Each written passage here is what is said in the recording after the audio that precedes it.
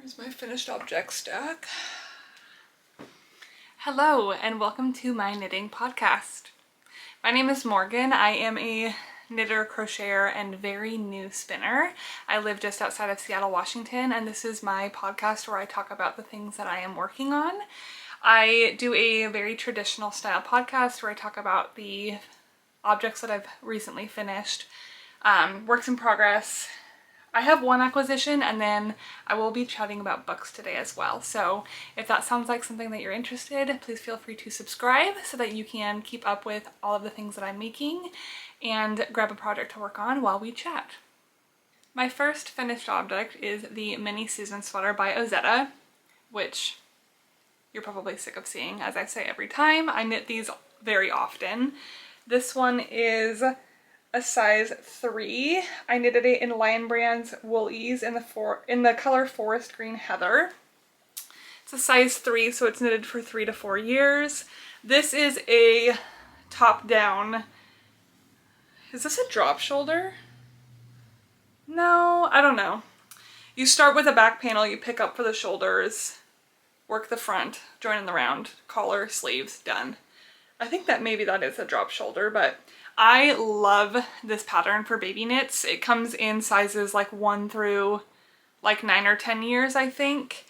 And it's worsted weight. It works up really quickly, and I love the half fisherman's rib that the pattern uses. So this is again a size 3. I started this on March 4th and finished on April 3rd. I used 269 grams of yarn for a total of 631 yards. And I love it. I'm really excited. I was supposed to gift it last weekend, but my friend's baby got sick, so we ended up having to cancel his birthday party. So I'm going to gift it to her when I see them at the zoo next week. I also knitted him a somewhat matching beanie. This is the basic ribbed hat by Pearl Soho. I believe this is a free pattern. I will link it below. I also knit this all the time for kids and adults. I used Woolberry Fiber Co.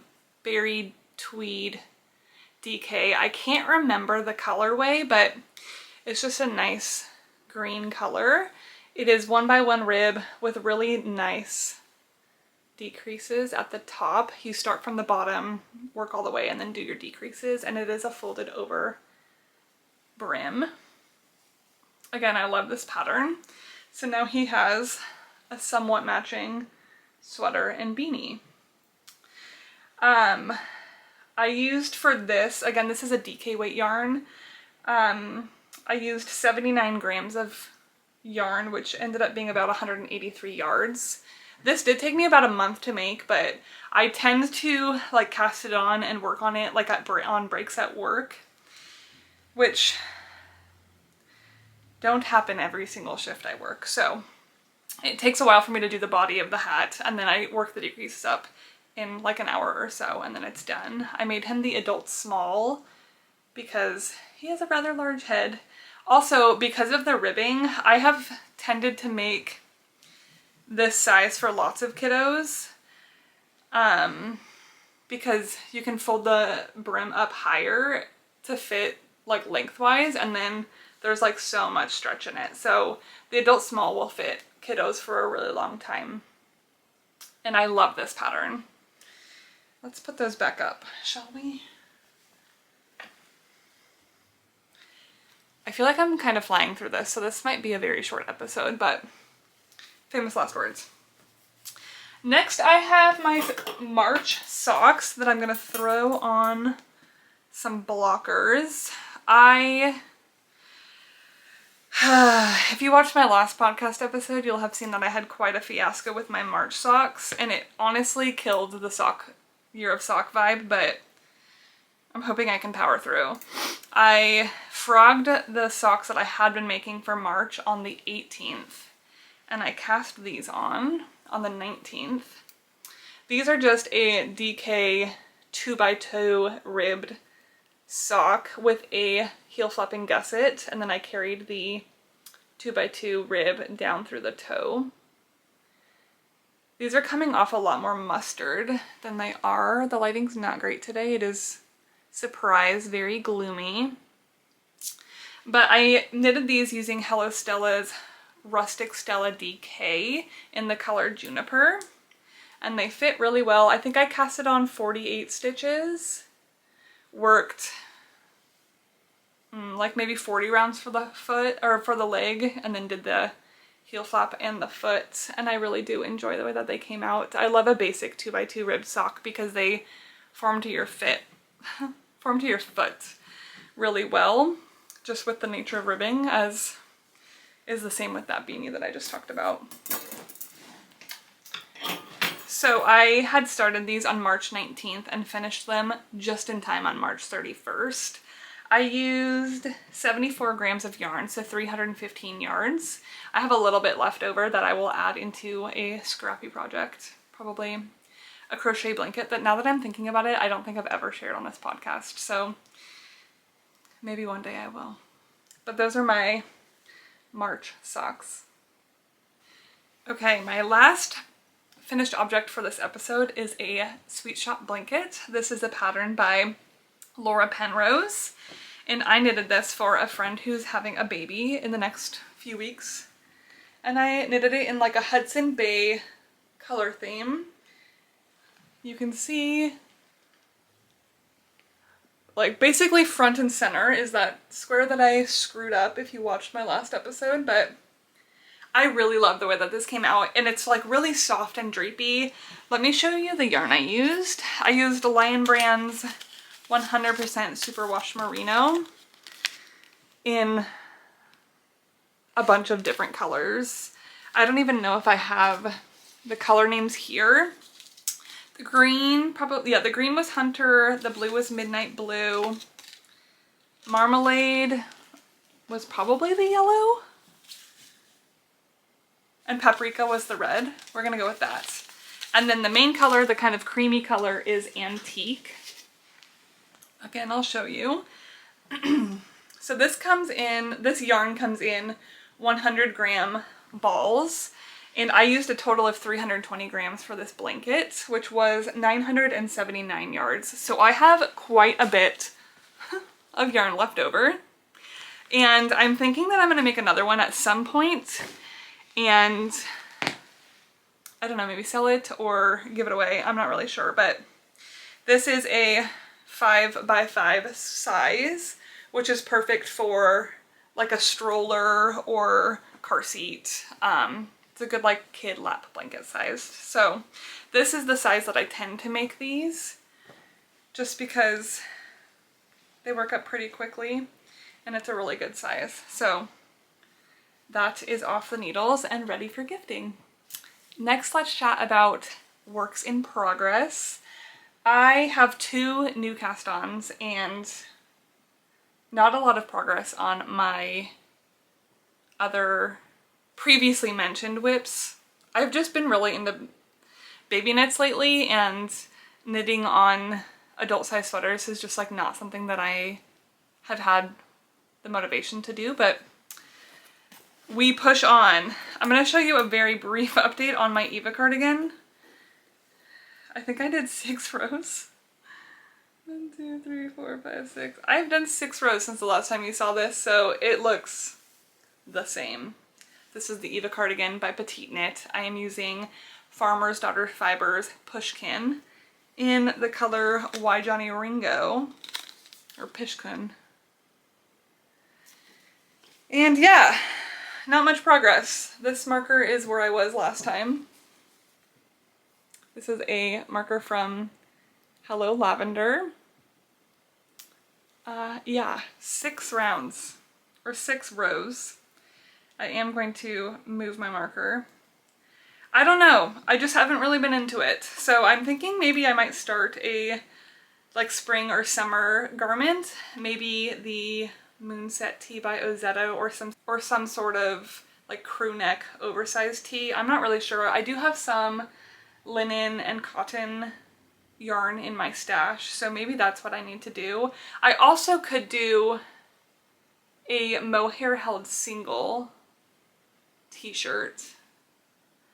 I can't remember the name of the pattern, but I have yarn for that. We'll see. I may cast on something different and then kind of put this on the back burner along with my broom sweater. I casted on the broom sweater for the March to May knit along, and I'm not even through the yoke yet, so I'm not going to finish it by the end of May, and that's okay. Maybe I just need a little spring summer refresh, which is interesting because I am not usually a spring or summer knitter, so maybe this is actually the time of year that I get really into my spinning. We'll see. I just don't really feel motivated to work on my projects for myself right now, and maybe that's just because I don't know. I don't know if it's the pattern, I don't know if it's just the time of year, I don't know if it's that I have to purl every other row on this cardigan. I'm not really sure what it is, but if you don't see these projects for a while, know that they will return in the fall, okay? Hi! Zoe's coming to say hi. Come here. Oh! Say hi, friends. Can you say hi? She gets on the couch and climbs her way over all of my things and then doesn't want me to pet her. Or hold her, I mean. So, my first new cast on is, you guessed it, another many season sweater by Ozetta. This I'm knitting in the size 1, which is 1 to 2 years. It's gonna get super blown out because it's like a cream colored yarn, but this is Loops and Threads Impeccable, which is a 100% acrylic yarn. I am knitting this baby sweater for my sister who is due to have a baby this year. My plan is to knit this and then crochet or embroider his name on the front of it. I need to knit up a swatch of this so that I can practice either double stitching or crocheting onto it. I think I really want to do crochet. I think I just need to look into some tutorials for it because I know it's pretty popular to have like a ribbed baby sweater with the name on it, but I think that they're usually store-bought. So I am going to knit up a swatch in this half fisherman rib pattern so that I can play with it. I did get some of that like transfer paper, so I can like write the name in the allotted space on the paper and like pin it down and then crochet or embroider over it, and then it like dissolves in water, I'm pretty sure. So this is going to be a project that I'm hoping the sweater will be knitted up. Her baby shower's in May. I'm hoping to gift this at her baby shower, so I'm hoping that this won't take me very long to knit up, which if history repeats itself, it doesn't. I just don't want to knit on it when I'm with her, and I will be like this weekend. So I'll have to find another project to bring with me. Anyways, I'm hoping that I can knit this up quickly so that I can knit it blocked and then take my time with crocheting his name in the front. But this is one that I will update you on in the next episode for sure. Hopefully it'll be almost done by then. My second new cast on is so incredibly exciting. I am using my Handspun. If you missed it, I just released a vlog where I shared my journey to learn how to spin.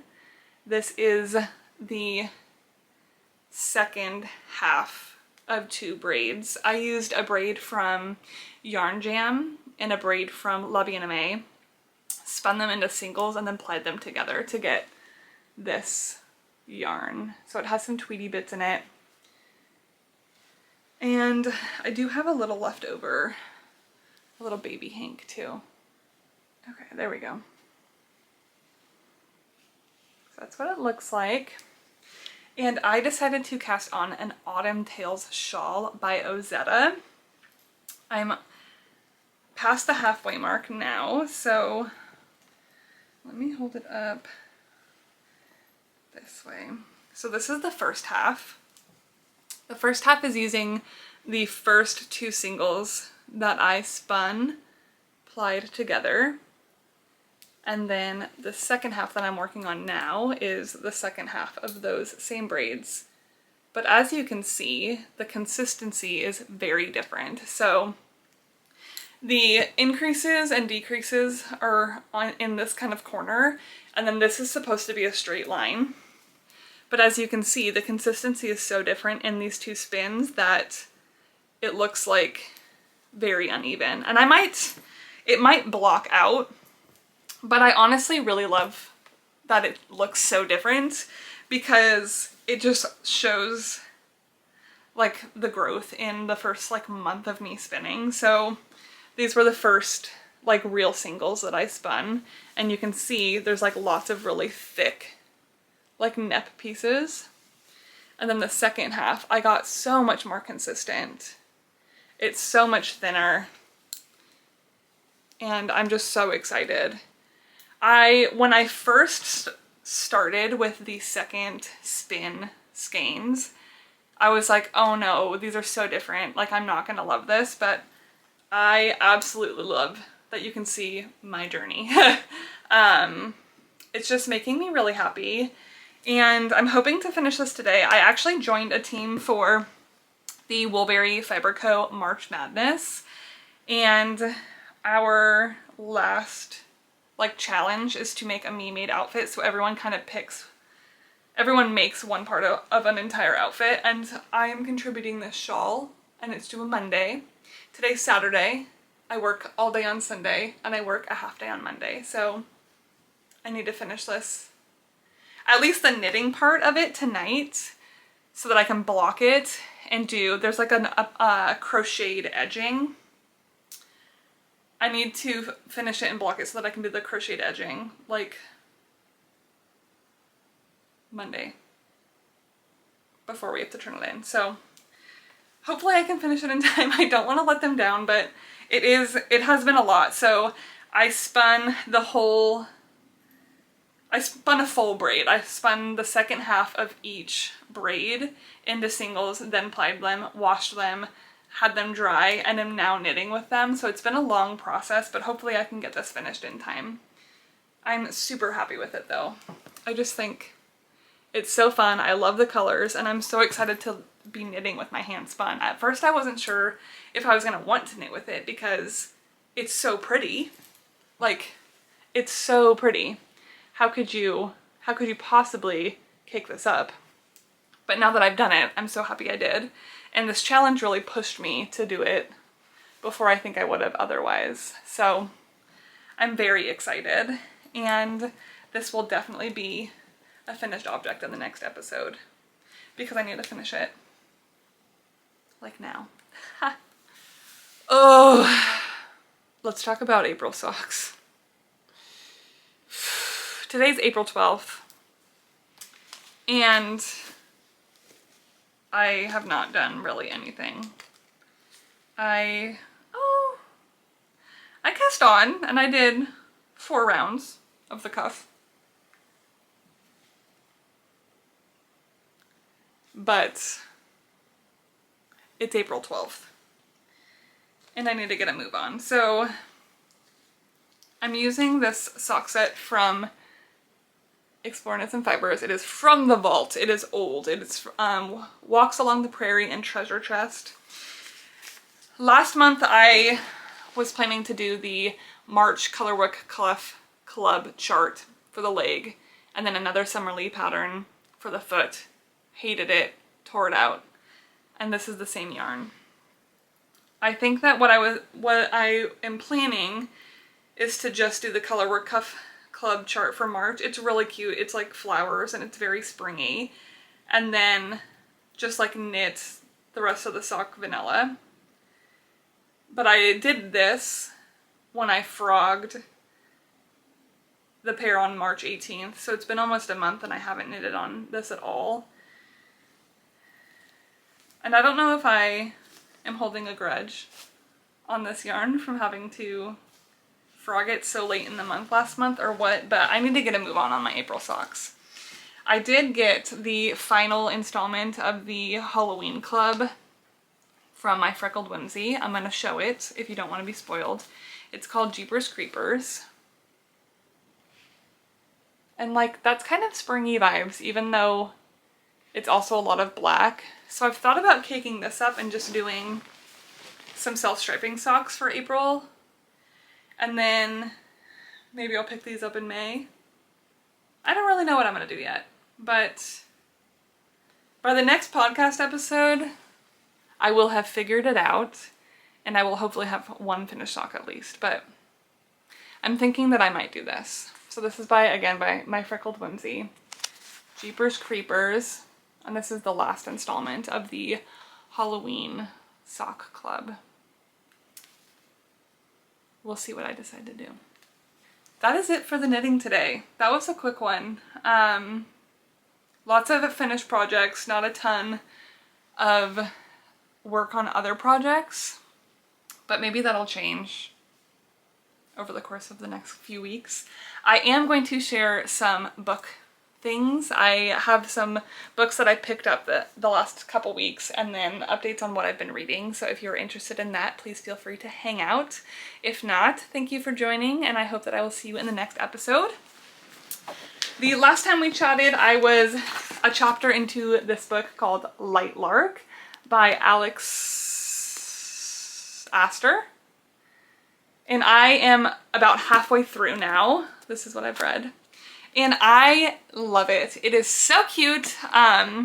It's, I think, a YA, but in terms of fantasy, I don't mind YA because I am about to share a very unpopular opinion.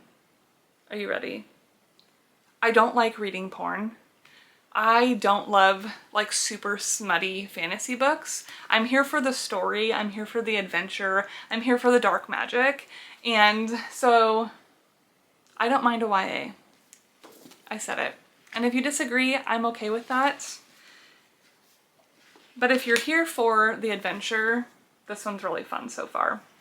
I started this book and loved it, got to a really big part, and then April 8th rolled around and this book was released. Mark Hoppus wrote a memoir. I dropped absolutely everything in my life to devour this book. I dropped everything. I love Blink-182. Blink-182 has been my favorite band for my entire life. I love Mark Hoppus. When he was diagnosed with stage 4 lymphoma in 2021, I was absolutely devastated. I listened to nothing but Blink-182 for maybe 2 years after that, and I'm so happy that they're back now. So this memoir was really, really wonderful. It dives into, I would say like the first 3/4 of this book is a deep dive on Blink-182 pre-breakup #1. And it's just super fun. It goes into a lot of like where songs originated, where lyrics originated. I will never hear the apple juice lyric from Adam's song the same again after reading this. And then they go through the breakup. They get back together. They break up again. We get Matt Skiba, who we love. And then Mark gets cancer. He also talks about Travis's plane crash, but when Mark gets cancer, he includes his journals. His therapist had recommended that he journal his feelings during chemotherapy, and it's in this book, and part of it like broke something inside of me. In particular, if you end up reading this book, the May 24th article, pages 352 and 353, was so gut-wrenchingly, heartbreakingly devastating to me. Just the way that he doubts himself. It just, ooh! It shattered me. And then they go back, and then he goes into them getting back together, them playing Coachella a few years ago, and it put me back together again.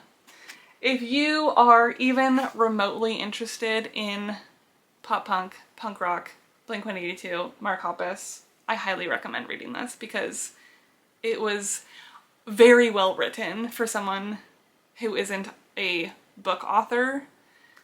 I guess that's not surprising because he writes song lyrics. Anyways, it was very well written and I really enjoy it. I'm super pumped actually because he's doing a book tour and I'm going with my sister and her husband. And I can't wait. highly recommend. This is my display copy. I bought 2 copies of this book, one that I like annotated while I read and one just for display on this bookshelf because I love Mark Hoppus, okay? You guys, Zoe is like laying her head on the book that I'm about to grab right now. I'm sorry. Okay, so after I read Fahrenheit 182, I needed something to fill my cup before I could get back into Lightlark. And so I picked up a horror novel. I picked up Stephen King's The Mist, which has been on my shelves for a long time. I have a really large Stephen King collection. I think I own almost all of his books at this point, but I haven't checked in a while. This is like a novella. It's 165 pages.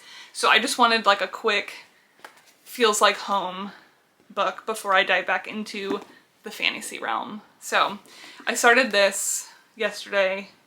I'm like a quarter of the way through. I'll probably finish it today or tomorrow.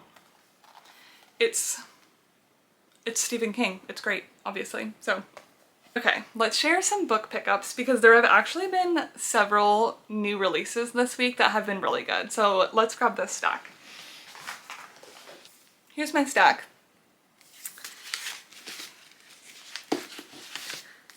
So aside from Fahrenheit 182, which you will now see in probably all of my videos, the 3rd book of the Powerless series, I guess there was also a novella, but the 3rd book of the Powerless series came out, Fearless, so I picked this up. I have not started it yet. I started Lightlark and then realized this came out, or this was coming out.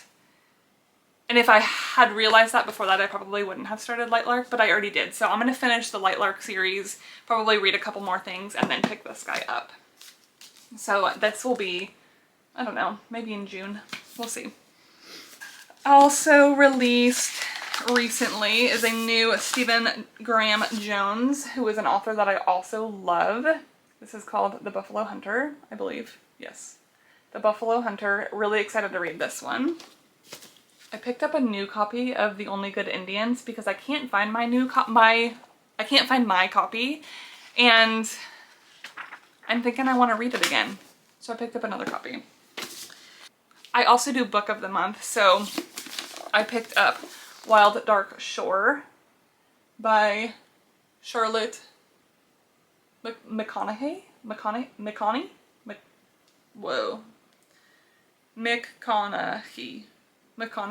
Wow, this word does not want to come out of my mouth. So I've been hearing good things about this, so excited to have that one. And then I also picked up, for the book of the month, 6 Days in Bombay, which I'm pretty sure is a historical fiction. It is by Alka Joshi. It says, this sweeping novel of identity and self-discovery takes readers from 1937 Bombay to Prague, Florence, Paris, and London to uncover the mystery behind a famous painter's death. So we've chatted about historical fiction. We've chatted about historical fiction combining with thriller, and I think that that's this. I grabbed all of these at except for the book of the month pickups, I grabbed them at a like used/new bookstore in Sumner.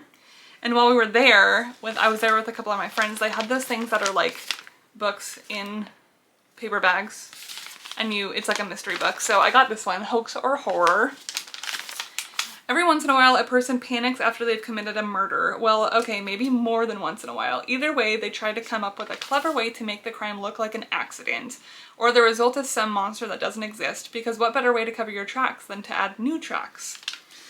It ended up being this book, A Death in Door County by Annalise Ryan. It has like 3.6 stars on Goodreads. It's crime. I mean, what's there not to like?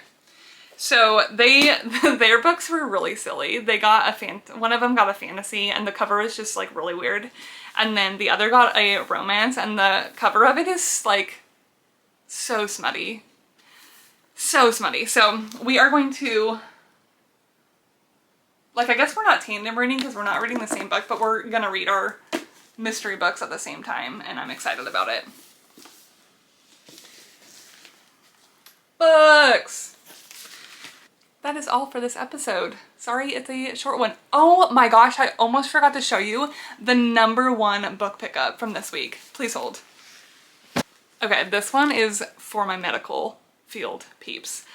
I cannot believe that I found this, but we were at at antique stores, thrift stores. I found a 1978 print of Grey's Anatomy. And it's in like really good condition. It's so good. Let's show you some photos. So this copy has like colored images. And what's funny is that I actually have I think it's a 2010 copy of this book. It was like a Barnes & Noble exclusive. And a lot of the pictures in this book are the same in the new copy, except the new copy is in black and white. So I'm so excited that I found this. It's so cool.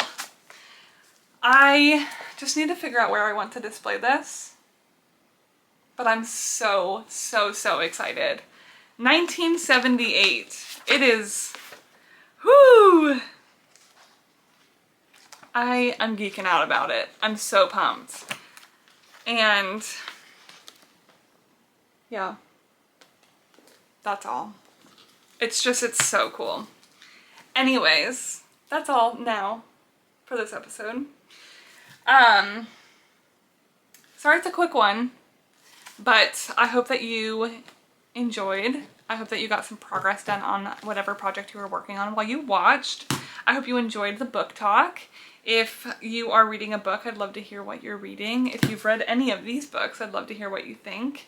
If you want to check out Fahrenheit 182, let me know your thoughts. Blank forever. Happy knitting!